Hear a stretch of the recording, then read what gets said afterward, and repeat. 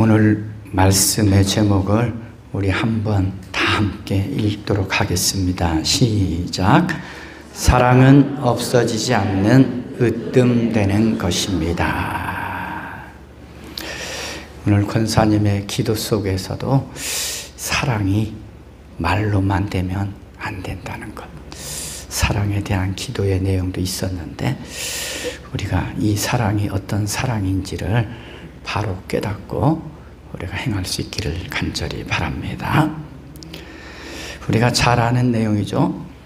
이 꽃이 심어져 있으면 이 그릇은 뭐가 되죠? 화분이 되죠. 꽃 그릇이 되는 것입니다. 그러면 쓰레기가 담겨 있으면 뭐가 되죠? 쓰레기통이 되죠. 여러분은 어떤 그릇일까요? 여러분은 어떤 그릇인지 아십니까? 여러분은 그리스도인입니다. 여러분 속에 누가 있습니까? 그리스도인, 그리스도가 있잖아요. 얼마나 귀한 이름인지 여러분 깨달아야 합니다. 그렇다면 그리스도인은 어떤 그릇을 대해야 될까요? 그리스도인의 마음속에는 무엇을 담고 있어야 될까요? 사랑을 담고 있어야 됩니다. 그리스도인의 마음속에는 늘 사랑을 담고 있어야 정말 그리스도인답게 살아갈 수 있습니다. 박창환 교수의 신약성경 해설집이라는 책이 있습니다. 그 책에 보면 고린도전서 13장에 대한 해설 내용이 이렇게 적혀 있습니다. 제목을 이렇게 쓰고 있어요. 사랑의 우월성. 성령의 열매 중에서 가장 으뜸이 되고 하나님과 그리스도 마음의 가장 대표적인 것이 사랑일진데 그 은사가 사랑이라는 기본 정신에서 사용되어야 할 것이 틀림없다. 그래서 바울은 모든 은사에 앞서서 사랑을 먼저 가져야 한다는 것을 강조한다. 그 당시 가장 현저하게 눈에 띄고 귀에 들리는 은사는 물론 방언이었다. 그러나 방언하는 자가 사랑이 있느냐를 따져야 한다. 예언을 하는 자도 사랑이 앞서야 한다. 지식이 있고 믿음이 있고 구제 사업이 있다 해도 사랑의 정신이 없으면 다 허사라는 것이다. 사랑이라는 표준을 가지고 만사를 재어 보자는 것이다. 사랑의 정신을 가지고 만사를 행하자는 것이다. 사랑의 마음을 가지고 한다면 만사가 잘 될 것이라는 말이다 라고 쓰고 있습니다. 사랑하는 교우 여러분, 그리스도인으로 살아가는 우리, 믿음으로 살아가는 우리는 모든 일을 이 사랑의 정신을 가지고 사랑을 표준으로 삼고 행하는 삶을 살아가야 합니다. 하나님의 사랑이 우월하다라는 것을 세상에 증거하는 삶이 되어야 합니다. 그리고 그리스도인들은 자신에게 주어진 은사 역시도 사랑 안에서 행해야 한다는 것을 기억해야 합니다. 그렇다면 오늘 여러분 은사가 무엇입니까? 우리가 은사 이렇게 하잖아요. 은사는 다른 게 아닙니다. 성령의 선물입니다. 즉 하나님께서 각 사람에게 다양한 모습으로 베풀어 주신 선물을 은사라고 합니다. 더 쉽게 말하면 사람마다 가진 재능이 있죠. 달란트가 있죠. 그게 다 하나님의 선물이에요. 선물. 원래 내가 키운 능력이 아닙니다. 하나님이 나에게 주신 선물이죠. 성경에 보면 하나님께서 주신 은사에 대해서 고린도전서 12장 8절에서 11절에 이렇게 말씀합니다. 어떤 사람에게는 지혜의 말씀을 주시고 어떤 사람에게는 지식의 말씀을 주시고, 어떤 사람에게는 믿음을 주시고, 어떤 사람에게는 병 고치는 은사를 주시고, 어떤 사람에게는 기적을 행하는 능력을 주시고, 어떤 사람에게는 예언하는 은사를 주시고, 어떤 사람에게는 영을 분별하는 은사를 주시고, 어떤 사람에게는 여러 가지 방언을 말하는 것을 은사를 주시고, 어떤 사람에게는 그 방언을 통역하는 은사를 성령님께서 선물로 주셨다. 여기서 강조하는 동사가 있죠. 뭡니까? 주셨다라는 거예요. 주셨다. 하나님께서 주셨다라는 것입니다. 그런데 성령 하나님께서 많은 은사들을 주신 이유도 분명히 성경에서 말씀하고 있습니다. 공동체 안에 있는 지체들을 위한 것이다. 고린도전서 12장 7절에는 이렇게 말씀합니다. 공동이익을 위한 것이다. 즉, 그 은사들은 누구를 위한 거예요? 공동체를 위한 거예요. 나에게 주신 재능, 달란트, 능력, 공동체를 위해 준 거예요. 그리고 이 은사는 또한 어떻게 베풀어져야 한다고 말씀하고 있습니까? 하나님께서 선물로 주신 이 은사는 사랑으로 베풀어져야 한다라고 말씀하고 있습니다. 그런데 이러한 은사와 사랑에 관한 말씀이 이 고린도 교회에 주어진 이유가 있습니다. 그것은 그리스도인들의 일상생활과 교회 생활이 어떠해야 하는지 이 고린도 교회가 편지를 보내왔어요. 바울 사도에게. 그리고 이 여러 가지 일들로 인해서 교회가 분쟁 가운데 있었습니다. 그래서 이 교회가 분열되는 것에 대해 어떻게 행해야 되는지에 대해서 이 근원적으로 가르쳐주는 말씀이 이 말씀이에요. 그러니까 우리가 말씀을 알 때 왜 이 말씀이 주어졌는가를 알고 이 말씀을 읽어야 되는 거예요. 그 이유도 모르고 그냥 사랑장만 읽으면 아, 사랑은 이런 것이구나 이렇게 생각하게 되는 거죠. 그러니까 공동체가 분열 가운데 있을 때 주신 말씀이라는 거죠.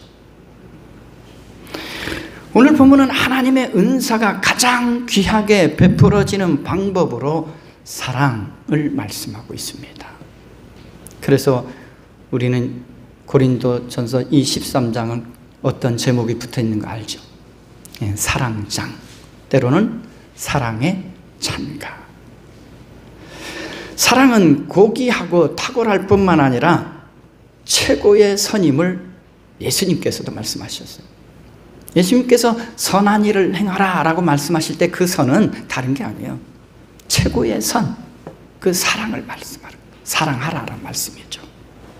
왜냐하면 율법의 가장 중요한 덕목이 뭡니까? 두 가지로 표현하면 하나님 사랑, 이웃 사랑이죠. 그걸 하나로 묶으면 사랑이라는 거죠. 근데 은사를 행할 때마다 그 속에는 반드시 사랑이 담겨 있어야 한다는 말씀입니다. 그런데 우리는 자주 우리에게 선물로 주어진 은사를 자신의 이익을 위해 사용하고 자신을 드러내기 위해 사용하는 잘못된 모습들을 볼 수 있습니다. 마치 그 은사가 자신의 능력인 줄 착각하고 있는 거죠. 하나님의 선물이라는 것을 잊어버린 것인지 잃어버린 것인지 알지 못하는 거죠. 그리고 당시에 이 고린도 교회 성도들은 이 은사를 어떻게 했냐면 자신의 죄를 드러내는 데 사용했어요. 누가 은사를 자신을 나타내는 데 사용하라고 했습니까? 공동체를 위해서 사용하라고 주신 것이죠. 그리고 이 고린도 교회 성도들 가운데는 이 은사에도 순위를 매겼어요. 순위. 그런데 이러한 은사의 순위를 매기는 행위들은 은사를 주신 하나님을 모독하는 일이 되는 거예요. 왜냐하면 하나님께서는 은사의 순위를 매긴 적이 없습니다. 성령님이 주시는 이 은사에는 무엇이 가장 높고 가장 낮고 순위가 있는 것이 아닙니다. 서로가 그리스도의 지체임을 깨닫지 못하고 하는 모든 일들은 헛되다라고 말씀하고 있는 거예요. 그래서 오늘 어떤 은사보다 더 크고 우뜸되는 것, 가장 우선되는 것, 가장 좋은 것이 무엇이냐라고 말씀하고 있는 거예요. 그것은 사랑임을 말씀하고 있습니다. 쉽게 말하면 은사를 앞세우지 말고 사랑을 앞세우라 라고 말씀하고 있는 거예요. 오늘 권사님 기도한 것처럼 말로만 사랑하지 말라는 거죠. 사랑을 실천하는 삶을 살라는 거죠. 성령님께서 공동체에 덕을 세우고 공동체를 섬기게 할 목적으로 그리스도인 공동체에 주신 것이 바로 은사이기 때문입니다. 그러니까 나에게만 주신 것이 아니에요. 공동체에 주신 거예요. 공동체. 그래서 1절에 이렇게 말씀합니다. 내가 사람의 모든 말과 천사의 말을 할 수 있을지라도 내게 사랑이 없으면 울리는 징이나 요란한 꽹가리가 될 뿐입니다. 제가 이 자리에서 아무리 사랑해도 제가 사랑을 실천하지 않으면 제가 하는 말은 뭡니까? 꽹가리 소리, 시끄러운 꽹가리 소리에 불과하다는 거죠. 요란한 징소리에 불과하다는 거예요. 이는 하나님께서 주신 지혜와 지식을 가지고 있어서 오늘 탁월한 여러 나라의 언어, 오늘 여기 모든 말, 사람의 모든 말이라는 것은 여러 나라의 언어를 말하는 겁니다.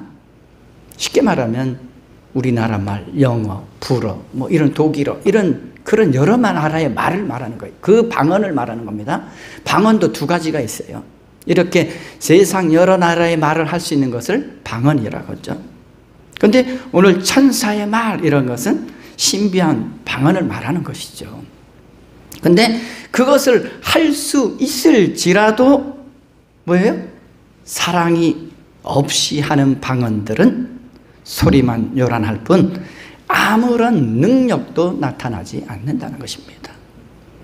예를 들어서 우리 가운데 이 언어에 탁월해서 여러 나라의 말을 할 수 있는 사람이 있어요. 그런데 그 여러 나라의 말을 아무리 잘해도 뭐예요? 사랑 없는 것은 요란하다. 그리고 능력도 나타나지 않는다라는 거예요. 헛되다라는 거죠. 그리고 우리에게 주어진 이 은사가 겉으로 드러나는 말에 의해서 좌우되는 게 아니라는 것을 보여주는 거예요. 마음의 깊이, 즉 그 마음에 사랑이 있느냐에 따라 능력이 나타난다는 것입니다.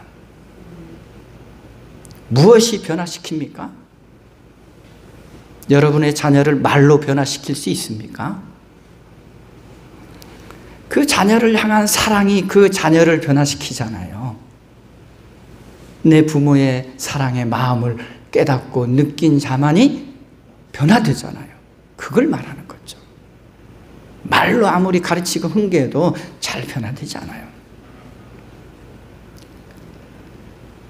그리고 이 사랑 속에는 다른 사람들을 향한 깊은 헌신이 있어야 한다는 것입니다. 왜냐하면 사랑이, 헌신이 없는 사랑이 없어요. 헌신은 말로 되는 게 아니잖아요.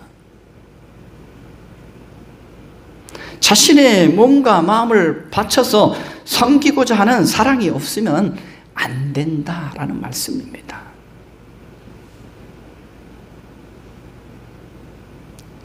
마지막 때가 다가올수록 뭐가 없어진다 그랬죠? 사랑이 없어진다 그랬죠. 종말이 다가올수록 사랑이 식어진다라고 말씀하잖아요. 지금 우리는 가장 깊은 종말 가운데 있지 않습니까? 제가 이 겨울을 생각하면서 이 생각을 했어요. 우리의 겨울이 왜 이렇게 길어질까? 사랑이 없기 때문이구나. 사랑하지 않기 때문이구나. 사랑을 실천하지 않기 때문이구나. 겨울이 길어지는 건 사랑이 없기 때문이다. 우리 교회 공동체도 사랑이 없으면 아무것도 아닙니다. 함께 있어도 겨울을 느낄 수밖에 없는, 차가운 겨울만 느낄 수밖에 없는 공동체가 되는 거죠. 또한 2절에 이렇게 말씀합니다. 내가 예언하는 능력을 가지고 있을지라도, 또 모든 비밀과 모든 지식을 가지고 있을지라도, 또 산을 옮길 만한 모든 믿음을 가지고 있을지라도 사랑이 없으면 아무것도 아닙니다. 여기서 예언은 미리 앞날을 내다보는 그런 것을 말하지 않습니다. 하나님의 말씀을 바르게 전할 수 있는 그런 능력을 말하는 거예요. 우리는 예언하면 자꾸 먼 미래 것만 생각해요. 그런데 하나님의 말씀은 먼 미래의 삶을 말씀하지 않습니다. 오늘 우리가 어떻게 살아가야 하는지에 대해서 말씀하죠. 제가 설날 예배 순서에 그 설교 내용에도 살짝 써놨잖아요. 오늘의 나의 삶이 내일의 내 모습이라고. 제가 하나님의 말씀은 오늘 우리가 어떻게 살아가야 되는지에 대해서 말씀하고 있는 거죠. 그리고 하나님께서 주신 이 지혜와 지식은 영적인 지식을 의미합니다. 그런데 사랑은 이처럼 예언이나 영적인 지식이나 믿음보다 더 중요하다라고 말씀합니다.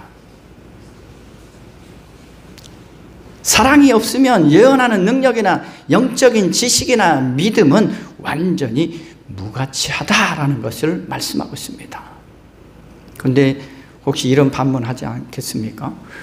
믿음이 없으면 믿음이 더 중요하지 않을까? 이 생각하지 않습니까? 그런데 믿음이 있다고 하면서도 그 마음에 사랑도 없고 사랑을 실천하는 삶이 없다면 그 믿음은 거짓 믿음이라는 말씀이에요.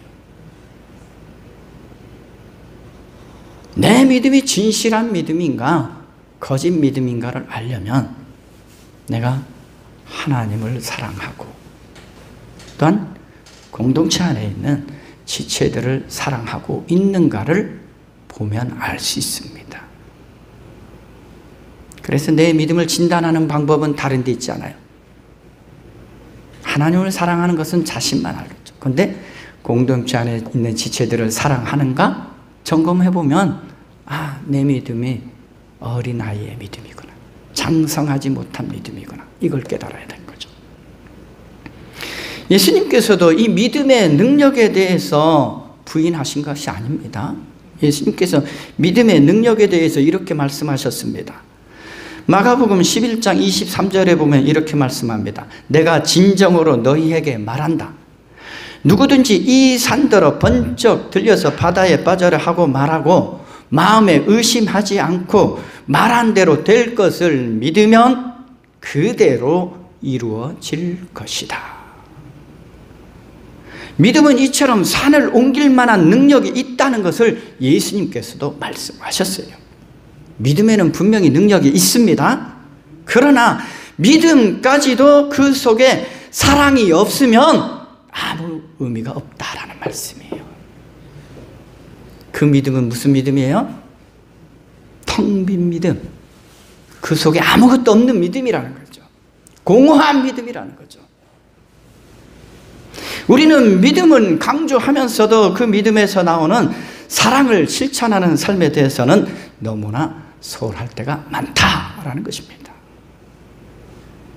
우리는 사랑이 없으면 아무것도 아닙니다라는 이 말씀을 마음에 새기고 모든 일을 사랑으로 행해야 합니다. 사랑이 없으면 아무것도 아닙니다. 더 나아가 3절에 이렇게 말씀합니다. 내가 내 모든 소유를 나누어 줄지라도, 내가 자랑 삼아 내 몸을 넘겨줄지라도 사랑이 없으면 내게는 아무런 이로움이 없습니다. 여기서 내 모든 소유를 나누어 주는 것은 어떤 것을 말하는 걸까요? 일반적인 사랑의 표현인 자선행위, 구제행위 등을 말합니다. 여러분, 세상에서 구제하는 일들이 얼마나 많습니까? 우리가 아니어도 구제하는 일 참 많이 해요. 세상 사람들도 그 구제하는 일을 수없이 많이 합니다. 그런데 사람을 돕는 구제라고 할지라도 그 안에 사랑이 없으면 아무런 유익이 없다라고 말씀합니다. 즉 자신의 소유를 나눠주는 이 구제하는 일의 중심에 무엇이 있어야 한다는 말씀입니까? 사랑이 있어야 한다는 말씀이죠. 세상에는 많은 구제 활동을 하는 사람들이 있습니다. 그런데 구제 활동을 하고 나서 하는 일들이 뭘까요? 대부분 자신들의 이름을 내기 위해서 이 매스컴에 대서특필을 합니다. 구제하는 것의 본질은 사랑임을 알지 못하고 하고 있는 것입니다. 사랑이 빠진 구제는 유익한 일이 아님을 깨달아야 합니다. 왜냐하면 사람의 관계는 단순히 물건을 주고받는 관계가 아니라 마음을 주고받는 관계예요. 공동체 안에도 무엇을 주고받는 관계가 되어야 됩니까? 마음을 주고받는 관계가 되어야 돼요. 마음을 주고받지 못하면 그건 공동체가 아니에요. 마음을 주고받지 못하면 부부도 부부가 아닌 거예요. 그냥 겉모습만 부부죠. 왜냐하면 그 속에 사랑이 없으면 참된 공동체가 이루어질 수 없는 것이죠. 또한 오늘 사랑의 표현은 자신의 몸을 넘겨주는, 즉 죽음까지도 감수하며 구제하는 이 순교의 행위로 나타나기도 합니다. 그런데 이러한 행위를 오늘 어떠한 자세로 행하고 있다고 말씀하고 있습니까? 내 몸을 불사르게 내어주는데 자랑 삼아 하고 있다라고 말씀하고 있어요. 이는 자신의 인기를 위해서 자신을 나타내기 위해서 선전하면서 하는 태도를 의미합니다. 내 몸을 불사르게 내어주면 됐지, 거기다 왜 자랑 삼아 한다 이거죠. 교만한 태도죠. 이기적인 자세로 이 일을 한다는 것이에요. 이러한 이기적인 마음으로 하는 일 역시 또 그 속에 사랑이 없기 때문에 아무런 이로움이 없다라고 말씀합니다. 근데 누구에게 이로움이 없다고 오늘 말씀하고 있어요? 내게는. 내가 몸 불사르면서 그 사랑했는데, 도와줬는데 내게 아무런 이로움이 없다는 거예요. 왜요? 내가 사랑을 가지고 행하지 않았기 때문에 그렇다는 말씀입니다. 사랑의 마음이 담겨있지 않은 모든 은사는 아무런 능력을 발휘할 수가 없다는 것을 지금 말씀하고 있는 거예요. 다른 사람에게 유익이 되지 않는 것일 뿐만 아니라 내게도 아무런 이로움이 되지 않는다는 거예요.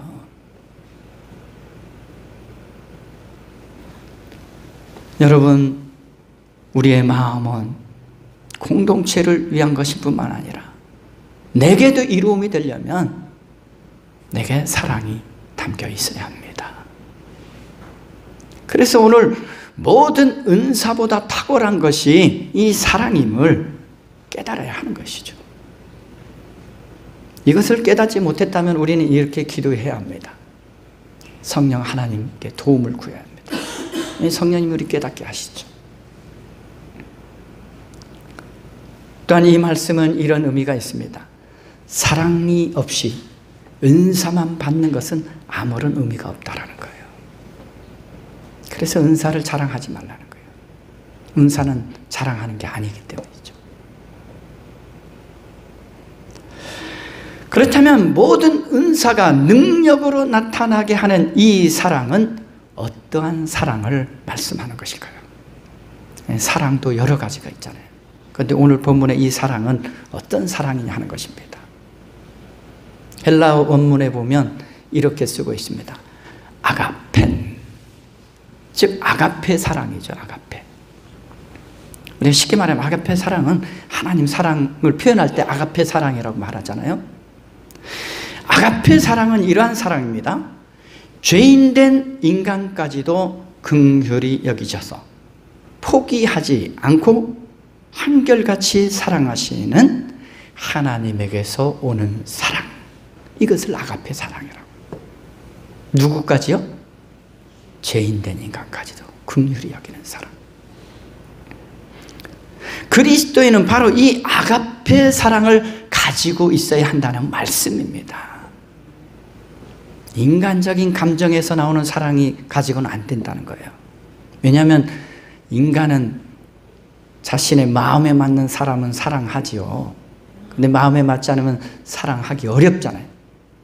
그래서 인간적인 감정의 사랑이 아니라 하나님에게서 오는 이 사랑을 품고 있어야 한다는 말씀이죠. 그리스도는 이 사랑을 품고 있어야 한다는 말씀이죠. 그리고 주님께서 말씀하시는 이 사랑에는 너희 원수까지도 사랑하라 라는 말씀의 의미가 들어있습니다. 즉 어떤 의미죠? 그 사랑에는 어떤 것이 있어야 합니까?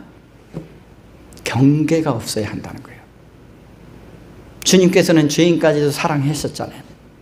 우리들에게 이 사랑을 말씀하시는 것은 그 사랑에 경계를 정하지 말라는 거예요. 내가 여기까지는 사랑하고 여기는 안 돼, 여기는 도저히 사랑할 수 없어, 이런 경계를 두지 말라는 거예요. 경계가 없는 사랑이에요. 그러한 사랑은 어디에서 한다는 거죠? 세상에서 하는 사랑이죠. 내 마음에 드는 사람, 내 뜻에 맞는 사람, 이건 세상에서 하는 사랑이죠. 하나님의 사랑은 그 경계를 넘어선다는 것이죠. 예수님께서 마태복음 5장에서도 이렇게 말씀하십니다.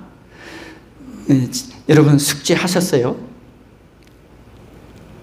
숙제를 잊어버리시죠? 제가 마태복음 5장 한번 좀 읽어오시라 그랬는데, 하나님 나라의 삶에 대한 말씀인데, 마태복음 5장은 그리스도인들이 하나님 나라의 삶을 어떻게 살아가야 하는지에 대한 말씀이에요.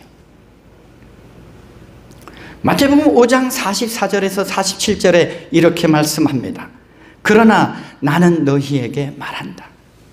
너희 원수를 사랑하고 너희를 박해하는 사람을 위하여 기도하여라. 그래야만 너희가 하늘에 계신 너희 아버지의 자녀가 될 것이다. 아버지께서는 악한 사람에게나 선한 사람에게나 똑같이 해를 떠오르게 하시고 의로운 사람에게나 불의한 사람에게나 똑같이 비를 내려 주신다. 너희를 사랑하는 사람만 너희가 사랑하면 무슨 상을 받겠느냐? 세리도 그만큼은 하지 않느냐? 또 너희가 너희 형제 자매들에게만 인사를 하면서 지내면 남보다 더 나을 것이 무엇이냐? 이방 사람들도 그만큼은 하지 않느냐? 그리스도인들은 어떠한 사랑을 해야 한다는 걸 분명히 가르쳐주고 있잖아요. 세리와 죄인의 수준에 머물지 말라는 거예요. 예수님은 원수까지도 사랑하라고 가르치시는데 우리는 공동체 안에 있는 형제 자매들을 어떻게 해야 하겠습니까? 진실한 마음으로 우리 몸을 불사르기까지 내 몸을 내어주면서까지 사랑해야 하지 않겠습니까? 혹시 내 몸을 내어주는 걸 손해라고 여기십니까? 나만 희생한다고 여기십니까? 그렇다면 우리는 주님의 사랑을 온전히 닮아가고 있지 못한다는 거죠. 주님께서 우리를 살리시기 위하여 그 몸을 내어주신 것처럼 우리도 주님의 마음을 닮아서 주님처럼 한 사람도 포기하지 않는 한결같은 마음으로 사랑하며 살아가기를 강구해야 합니다. 우리가 하나님의 사랑을 말할 때 헤세드라고 말하죠. 헤세드. 무슨 뜻입니까? 포기하지 않겠다는 거예요. 죄인일지라도 포기하지 않겠다는 거예요. 끝까지 사랑하겠다라는 것입니다. 예수님의 마음, 예수님의 정신이 없으면 우리는 한 사람도 사랑할 수 없습니다. 여러분, 이 마음이 없으면 한 사람 사랑할 수 있을까요? 저는 제 옆에 있는 사람도 사랑할 수 없을 것 같아요. 예수님의 마음이 없으면. 왜냐하면 전혀 다른 차원의 삶을 살아가잖아요. 전혀 다른 생각을 가지고 살아가잖아요. 제 곁에 있는 사람도 사랑할 수 없어요. 무엇보다 우리를 위해 십자가에 오르기까지 하신 예수님의 사랑이 그리스도인에게는 사랑의 표준이요 모범입니다. 그리고 제자들을 위하여 수건을 들으시고 제자들의 발을 씻기신 예수님의 사랑의 섬김이 우리가 본받아야 할 사랑의 삶입니다. 오늘 권사님의 기도 속에 다 들어있어요. 오늘 권사님의 기도 아마 기록해 놨을 거예요. 권사님. 제가 항상 기도하신 것은 노트로 만들면 참 좋겠다 이렇게 표현을. 한 번 더 듣고 싶으면 우리 밴드에 있죠. 한번 들어가시면 또 들을 수 있습니다. 이러한 마음을 가지고 기도해야. 근데 이 사랑은 우리 자신을 겸손히 낮추지 않고 희생하지 않고서는 할 수 없는 사랑입니다. 그러나 이러한 사랑의 삶을 살아가는 사람은 이미 하나님께 영광을 돌리는 삶이 되고 있으며 이 사랑을 나누는 자신의 마음도 행복하다는 것을 느끼며 살 수 있습니다. 이게 이로움이 되는 거예요. 내가 사랑으로 행하면 내가 행복함을 느낄 수 있잖아요. 여러분 사랑을 베풀 때 행복하지 않습니까? 나눌 때 행복하지 않습니까? 그 행복을 느끼게 해주는 거예요. 하나님께서. 근데 이 행복을 여러분 잃어버리는 거예요. 받으려고만 하면 이 행복을 얻을 수 없습니다. 내 몸을 불사르게 내어주는 그 헌신과 사랑이 있을 때 이 행복을 맛볼 수 있는 거예요. 여러분 자녀들을 위해서 음식을 만들어서 보내고 나눠주고 할 때 어떤 마음이 듭니까? 왜 이 고생해야 돼 합니까? 아니잖아요. 이걸 줄 수 있다는 게 얼마나 행복한지. 연세가 드셔도 그 일을 하는 거예요. 왜냐하면 나 자녀들에게 주는 거니까 행복하니까 주는 거잖아요.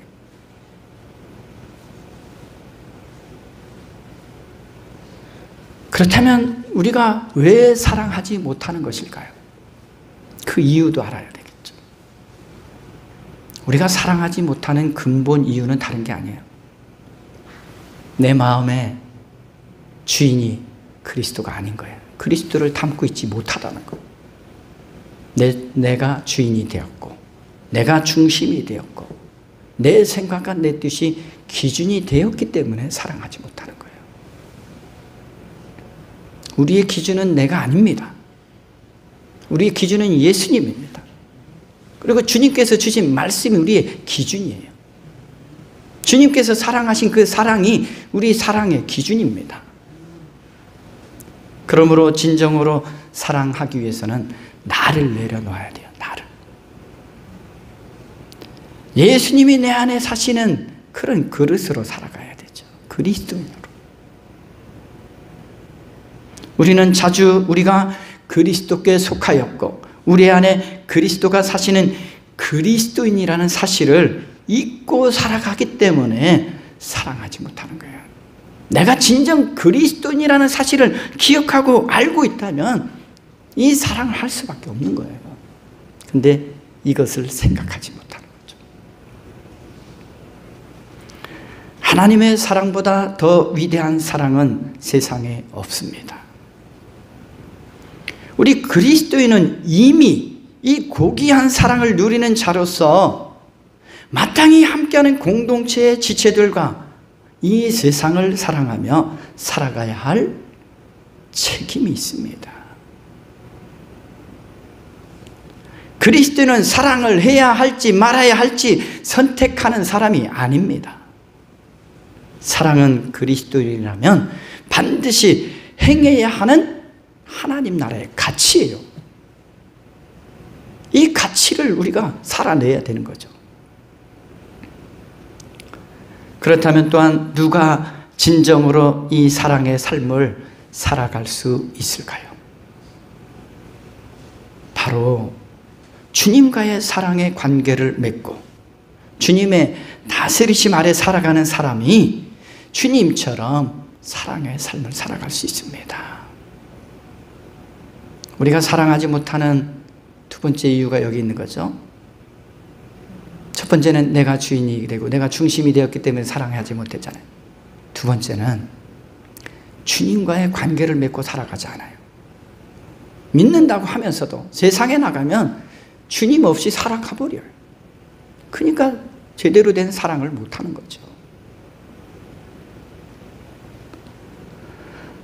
내 마음에 나로 가득한 사람, 다른 사람을 사랑할 수 없습니다. 내 마음에 주님이 계셔야 주님의 마음이 내 마음에 흘러나와서 사랑할 수 있는 거죠. 그리고 주님 안에서 하나님 나라를 누리는 사람만이 사랑하며 살아갈 수 있습니다. 그러므로 우리는 먼저 이 주님과의 관계 회복, 주님과의 이 사랑의 관계를 먼저 회복해야 합니다. 여러분, 우리가 오랜 시간 동안 교회 다녔다고 주님과의 관계가 돈독해지는 게 아니에요. 정말 주님과의 친밀한 교제 속에 살아가지 않으면 그 관계는 허술해집니다. 멀어집니다. 주님을 떠나 살았던 이 죄의 삶에서 주님의 통치하시는 그 세계로 들어와야 이 주님과의 관계가 더 친밀해지는 것이죠. 하나님 나라를 이미 누리는 자로서 사랑은 또한 기본임을 기억하며 사랑으로 모든 은사들을 나타내며 분열이 아닌 하나가 되어 공동체의 덕을 세우는 그러한 사랑의 삶을 살아가야 합니다. 그래야 우리가 지난주에 말씀한 것처럼 종교개혁의 5대 원칙이 있었죠. 오직 하나님께 영광이 되는 삶이 될 수 있다는 거죠. 오늘 우리들의 삶이 이 사랑을 통해서 오직 하나님께 영광이 되는 귀한 삶이 되시기를 주님의 이름으로 기원합니다. 기도하겠습니다. 자비하신 하나님 아버지, 저희들 마음 가운데 그리스도의 사랑으로 넘쳐나게 하여 주시고 이 마음을 가지고 사랑하며 헌신하며 섬기며 살아가서 하나님께 영광이 되게 하여 주옵소서. 감사드리며 예수 그리스도의 이름으로 기도드립니다. 아멘.